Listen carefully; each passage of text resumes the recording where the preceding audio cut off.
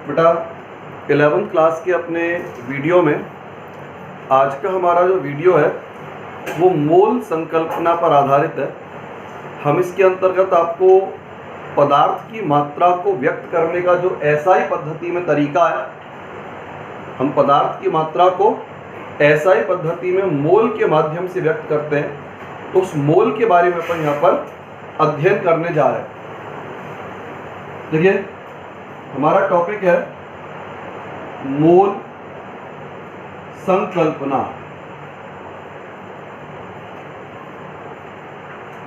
बेटा मोल संकल्पना में अपन मोल का अध्ययन करेंगे। और मोल है क्या चीज? पदार्थ की मात्रा को एसआई पद्धति में मोल के माध्यम से व्यक्त किया जाता है। पदार्थ की मात्रा एसआई पद्धति के अंतर्गत मोल के माध्यम से व्यक्त की जाती है। तो इस तरह से अगर हम मोल को परिभाषित करना चाहें, जैसे आपने पढ़ा हुआ एक दर्जन में होती है 12 इकाइयां। एक दर्जन में इकाइयों की संख्या होती है 12। या एक गुरुस होता है, एक गुरुस में 144 इकाइयां। उसी तरह से मोल को भी हम परिभाषित करते हैं। मोल का अर्थ क्या होता है? यदि किसी पदार्थ में उतनी ही इकाइयां उपस्थित हों, यानी उतने ही कण उपस्थित हों जितने शुद्ध कार्बन 12 के 12 ग्राम में परमाणुओं की संख्या पाई जाती है, तो पदार्थ की वह मात्रा मोल कहलाती है। इसको मैं परिभाषा को एक बार नोट कर दूं। यदि किसी पदार्थ में उतनी ही इकाइयां उपस्थित हो जितनी कार्बन 12 के 12 ग्राम में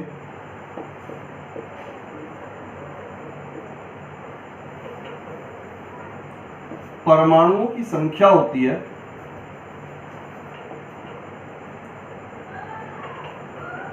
तो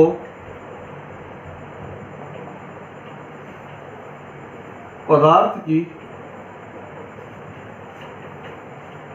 उस मात्रा को मोल कहते हैं।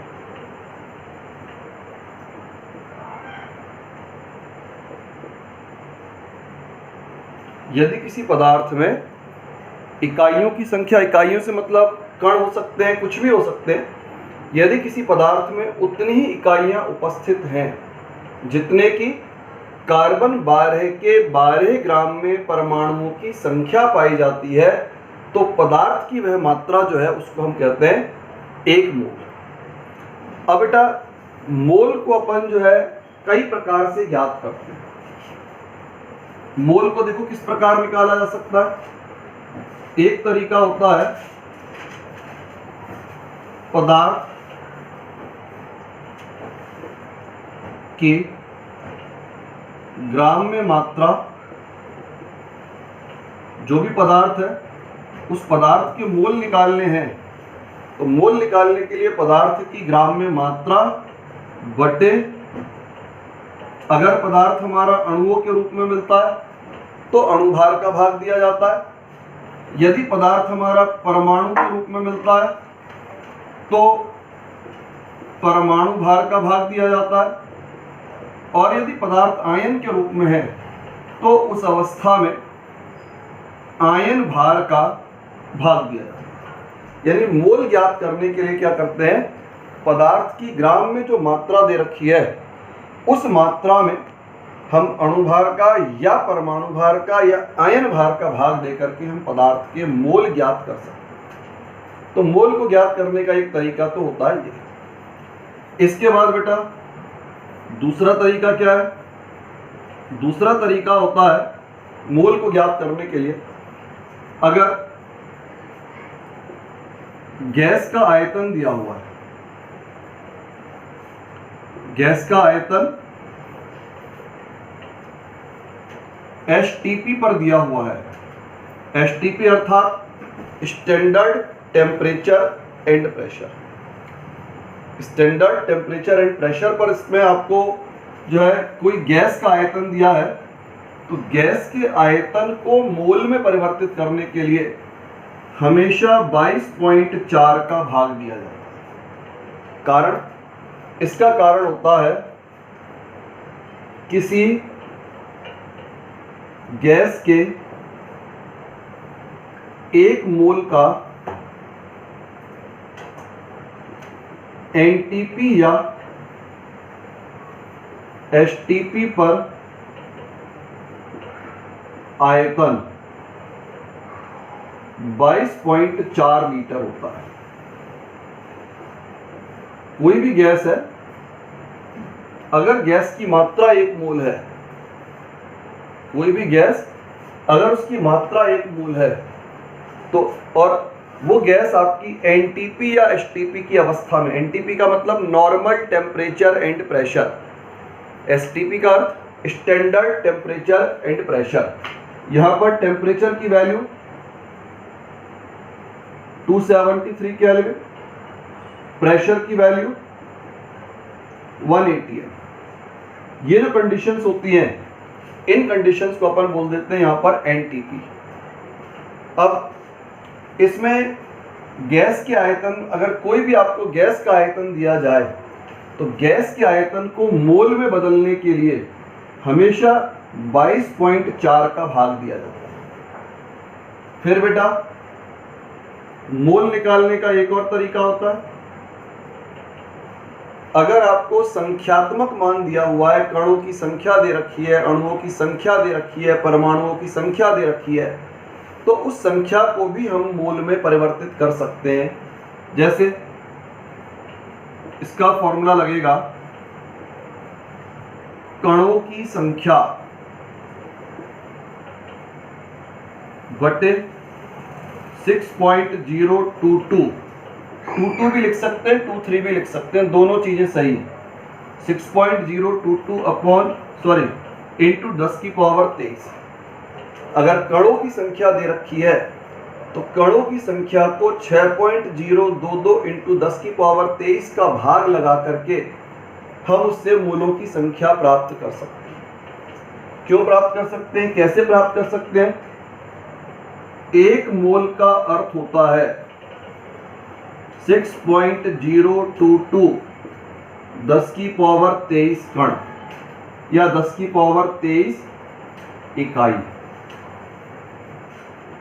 1 मोल का अर्थ होता है 6.022 गुणा 10 की पावर 23 इकाई। और ये जो संख्या होती है, इस संख्या को आप एक नाम देते हो आवोगाद्रो।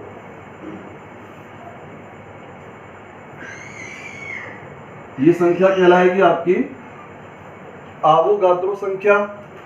और इस आवोगाद्रो संख्या को व्यक्त किया जाता है Na के माध्यम से। इसको ज्ञात करने का काम किया था कैनिजारो ने। आवोगाद्रो संख्या का जो मान है, इस मान को निकाला था कैनिजारो वैज्ञानिक के द्वारा, लेकिन उसने आवोगाद्रो के सम्मान में इस संख्या को नाम दिया आवोगाद्रो संख्या। तो कणों की संख्या अगर आपके लिए दी गई है, तो हम उसको मोल में किस प्रकार बदलेंगे? मोल में बदलने के लिए आवोगाद्रो संख्या का जो है भाग। तो इस तरह से बेटा मोल संकल्पना में अपन पढ़ रहे हैं। मोल का अर्थ अपन ने पढ़ा। सबसे पहली बात, मोल है क्या? एसआई पद्धति में पदार्थ की मात्रा को ज्ञात करने के लिए मात्रक के रूप में मोल का प्रयोग किया जाता है। एसआई पद्धति में पदार्थ की मात्रा को ज्ञात करने के लिए हम मोल का प्रयोग करते हैं। अब इसमें यानी एसआई पद्धति में पदार्थ की मात्रा के लिए मात्रक हो गया मोल। अब ये मोल है क्या? जैसे 1 दर्जन में 12 इकाई, 1 गुरुस में 144 इकाई। उसी प्रकार से 1 मोल का अर्थ होता है कि यदि पदार्थ के अंदर उतनी ही इकाइयां उपस्थित हों, यदि किसी पदार्थ में उतनी ही इकाइयां उपस्थित हों जितने कार्बन 12 के 12 ग्राम में परमाणुओं की संख्या होती है, तो पदार्थ की वह मात्रा 1 मोल कहलाती है। यदि किसी पदार्थ में उतनी ही इकाइयां पाई जाएं जितने की शुद्ध कार्बन 12 के 12 ग्राम में परमाणुओं की संख्या होती है, तो हम पदार्थ की उस मात्रा को 1 मोल कहते हैं। अब बेटा 1 मोल को हम मतलब पदार्थ के मोलों को निकाला किस प्रकार जाता है? मोल को ज्ञात करने के लिए कई प्रकार के सूत्रों का प्रयोग अलग अलग परिस्थितियों में किया जाता है। जैसे पहला फॉर्मूला, अगर आपको पदार्थ का द्रव्यमान दिया हुआ है, पदार्थ आपको द्रव्यमान के रूप में दिया हुआ है, तो मोल ज्ञात करने के लिए पदार्थ के द्रव्यमान में अणुभार या परमाणु भार या आयन भार का भाग दोगे। पदार्थ अणु के रूप में है तो अणुभार का भाग दोगे। पदार्थ आपका परमाणु के रूप में, जैसे कोई भी धातु है, धातु के लिए हम हमेशा परमाणु भार का भाग देते हैं, और अगर हम किसी आयन के मोलों की संख्या निकाल रहे हैं तो वहां पर हम आयन भार का भाग देते हैं। अगर आपको गैस का आयतन दिया हुआ है, अगर आपको किसी गैस का आयतन एनटीपी या एसटीपी पर दिया हुआ है, तो मोल ज्ञात करने के लिए सदैव 22.4 का भाग दिया जाता है। क्यों दिया जाता है? क्योंकि किसी गैस के 1 मोल का, कोई भी गैस है और उस गैस की मात्रा अगर 1 मोल है, तो एनटीपी या एसटीपी पर उसका आयतन हमेशा 22.4 लीटर होता है। एनटीपी पर या एसटीपी पर उसका आयतन क्या होता है? 22.4 लीटर होता है। फिर तीसरा तरीका, मोल की संख्या को ज्ञात करने के लिए कणों की संख्या को, अगर हमें पदार्थ कणों की संख्या के रूप में दिया है, जैसे मान लो आपको कहा जाए इलेक्ट्रॉनों की संख्या है, प्रोटॉनों की संख्या है या परमाणुओं की संख्या है, तो संख्यात्मक मान दिया हुआ है, तो उसको मोल में परिवर्तित करने के लिए आवोगाद्रो संख्या का भाग दिया जाता है। आवोगाद्रो संख्या क्या है? आवोगाद्रो संख्या का मतलब होता है 6.022 या 6.023 गुणा 10 की पावर 23 इकाई। ये मान देने वाला था कैनिजारो वैज्ञानिक, लेकिन उसने आवोगाद्रो के सम्मान में इस संख्या को नाम दिया आवोगाद्रो संख्या। तो अगर हम, ये तो हुआ मोल को ज्ञात करने का तरीका। अगर अपन मोल को अलग अलग अर्थों में देखें, मोल को हम कई अर्थों में व्यक्त कर सकते हैं। जैसे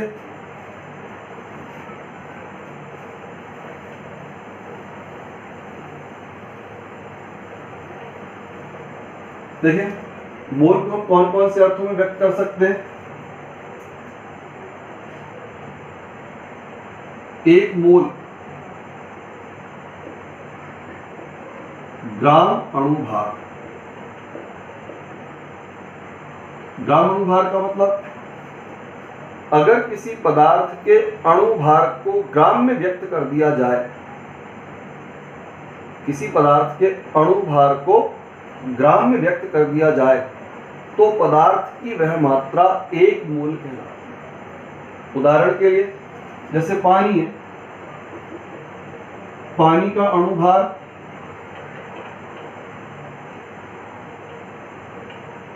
आणविक द्रव्यमान 18 होता है।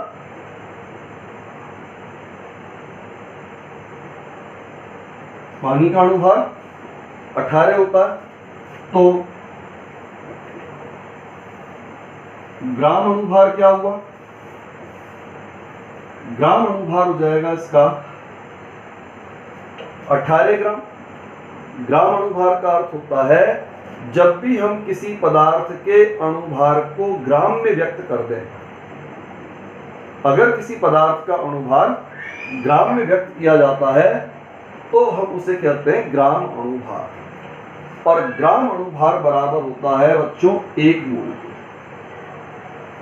यानी अगर हम आपसे कह रहे हैं 18 ग्राम पानी, अगर हम आपसे कह रहे हैं 18 ग्राम पानी, तो 18 ग्राम पानी का अर्थ क्या हुआ? पानी का 1 मोल। 18 ग्राम पानी का अर्थ क्या हुआ? पानी का 1 मोल। जैसे बेटा दूसरा उदाहरण देखें, आपका अमोनिया है, अमोनिया का अणुभार 17 होता है। अमोनिया का अणुभार होता है 17। तो ग्राम अणुभार क्या होगा? ग्राम अणुभार होगा 17 ग्राम। ग्राम अणुभार का अर्थ क्या होता है? अगर हम अणुभार को ग्राम में प्रदर्शित कर रहे हैं तो इसे नाम दिया जाता है ग्राम अणुभार। और 17 ग्राम का मतलब हुआ 1 मोल। तो अलग अलग पदार्थ के लिए मोल जो है वो अलग अलग हुआ। जैसे सल्फ्यूरिक अम्ल है, सल्फ्यूरिक अम्ल का अणुभार होता है 98, तो सल्फ्यूरिक अम्ल का ग्राम अणुभार हो जाएगा 98 ग्राम। 98 ग्राम सल्फ्यूरिक अम्ल का मतलब हो जाएगा 1 मोल। तो ये तो बात रही बेटा ग्राम अणुभार के अनुसार। फिर दूसरा ग्राम परमाणु भार।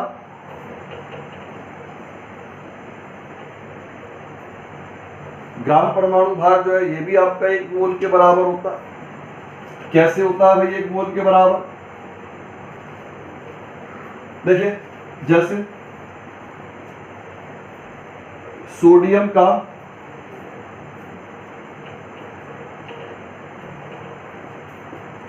परमाणु भार 23 है। सोडियम का परमाणु भार कितना होता है? 23।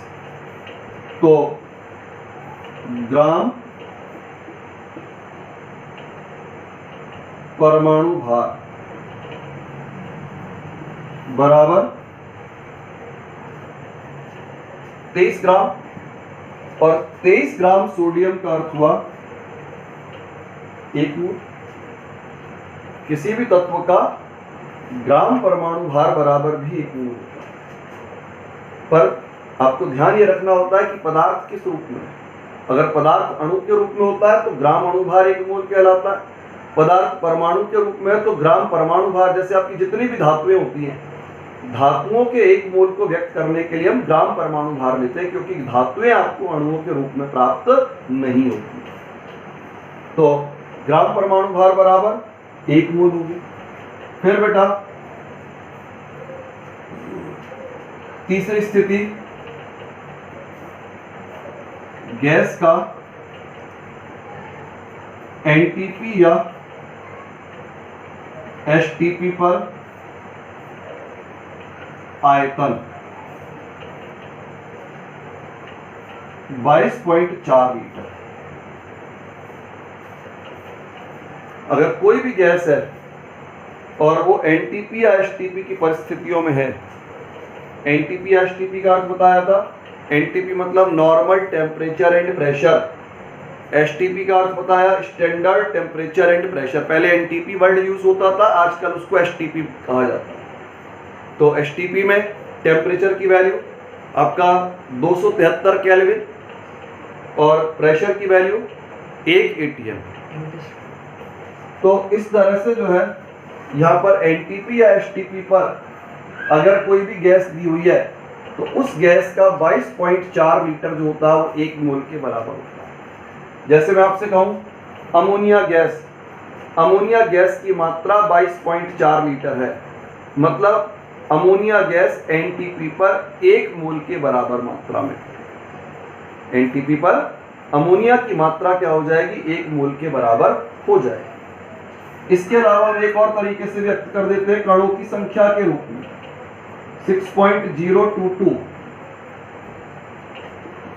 10⁻23 कण, और इस संख्या को नाम दिया जाता है आवोगाद्रो संख्या। ये जो संख्या है इस संख्या को बोला जाता है आवोगाद्रो संख्या, Na, नंबर ऑफ आवोगाद्रो। तो अगर किसी पदार्थ के कणों की संख्या, इतने परमाणु हैं तो 1 मोल परमाणु कहलाएंगे, इतने अणु हैं तो वो 1 मोल अणु कहलाएंगे, इतने इलेक्ट्रॉन हैं तो 1 मोल इलेक्ट्रॉन कहलाएंगे, इतने केले हैं तो 1 मोल केले कहलाएंगे। यानी इतनी संख्या में अगर कोई भी पदार्थ है तो उस पदार्थ की मात्रा आपकी 1 मोल के बराबर कहलाती है। तो इस तरह से बेटा 1 मोल को हम भिन्न भिन्न अर्थों में देख सकते हैं। 1 मोल के मैंने 4 तरीके से इसके अर्थ बताए आपको। किसी भी पदार्थ का ग्राम अणुभार। ग्राम अणुभार का अर्थ क्या होता है? अगर हम किसी पदार्थ के अणुभार को ग्राम में प्रदर्शित करें, अगर किसी पदार्थ के अणुभार को ग्राम में प्रदर्शित करें तो उसे कहा जाता है ग्राम अणुभार। अणुभार को ग्राम में दर्शाया जाए तो क्या कहा जाएगा? ग्राम अणुभार। अगर किसी तत्व के परमाणु भार को ग्राम में व्यक्त किया जाए तो क्या कहलाएगा? ग्राम परमाणु भार। गैस का आयतन एनटीपी या एसटीपी पर 22.4 लीटर। फिर अगर कणों की संख्या के रूप में दिया हुआ है तो इतने कण यानी 6.022 × 10⁻23 कण बराबर 1 मोल पदार्थ। तो 1 मोल को अपन कई रूपों में व्यक्त कर सकते हैं, और एक मतलब मोलों की संख्या को ज्ञात करने के लिए मैंने अभी आपको इससे पहले जो है कुछ सूत्र बताए थे। उन सूत्रों की सहायता से हम यहाँ पर मोलों की संख्या की गणना भी कर सकते हैं। अब बेटा देखिए, मोल से संबंधित अपन कुछ यहाँ पे छोटे मोटे प्रश्नों को देखते हैं।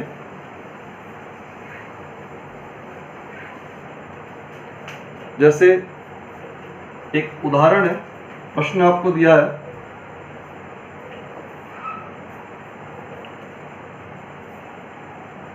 अड़सठ gram ammonia gas. 68 gram ammonia gas में मोल ज्ञात करो। आपके लिए एक प्रश्न दिया है, आपको 68 ग्राम अमोनिया गैस दे रखी है। अब इसके अपने को मोल निकालने, तो मोल निकालने में पहले तो अपने को फॉर्मूला सोचना है कि फॉर्मूला कौन सा लगाया जाए। देखिए, आपको इसमें पदार्थ की मात्रा ग्राम में दे रखी है, पदार्थ की मात्रा ग्राम में दे रखी है, तो हम इसमें फॉर्मूला क्या लगाएंगे? पदार्थ की ग्राम में मात्रा बटे अणुभार। अब ग्राम में मात्रा तो आपको दे दी 68। अब अमोनिया का अणुभार देखो, अमोनिया का फॉर्मूला होता है NH3। नाइट्रोजन का परमाणु भार 14, एक हाइड्रोजन का परमाणु भार 1 और 3 का हो गया 3। टोटल हो गया बेटा ये 17।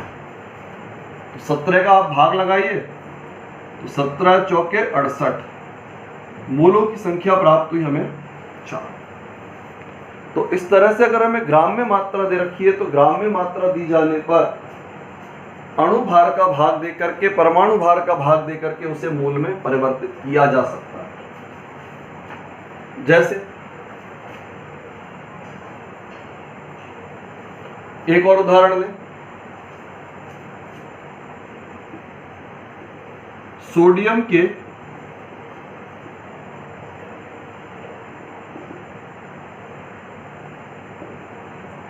परमाणुओं की संख्या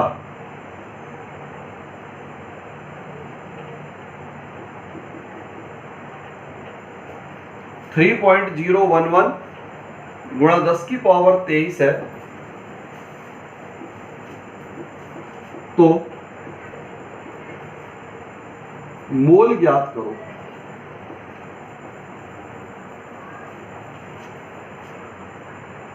अब मोल कैसे निकले भाई? प्रश्न में आपको देख क्या रखा है? संख्या दे रखी है। अब संख्या को हम मोल में बदलना चाहते हैं तो सूत्र क्या लगना चाहिए? संख्या है, संख्या को मोल में परिवर्तित करना है। आपके पास मैंने अभी 3-4 सूत्र बताए थे, तो उन्हीं सूत्रों में से आपको देखना है। तो यहां हो जाएगा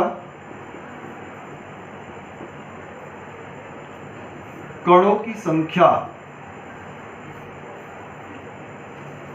कणों की संख्या बटे आवोगाद्रो संख्या, कणों की संख्या बटे आवोगाद्रो संख्या। कणों की संख्या का मान प्रश्न में दिया हुआ है और Na मतलब आवोगाद्रो संख्या, आवोगाद्रो संख्या का मान 6.022 गुणा 10 की पावर 23 होता है। आप इसको काट दीजिए और ये आपका 2 बार यानी 0.5 मोल।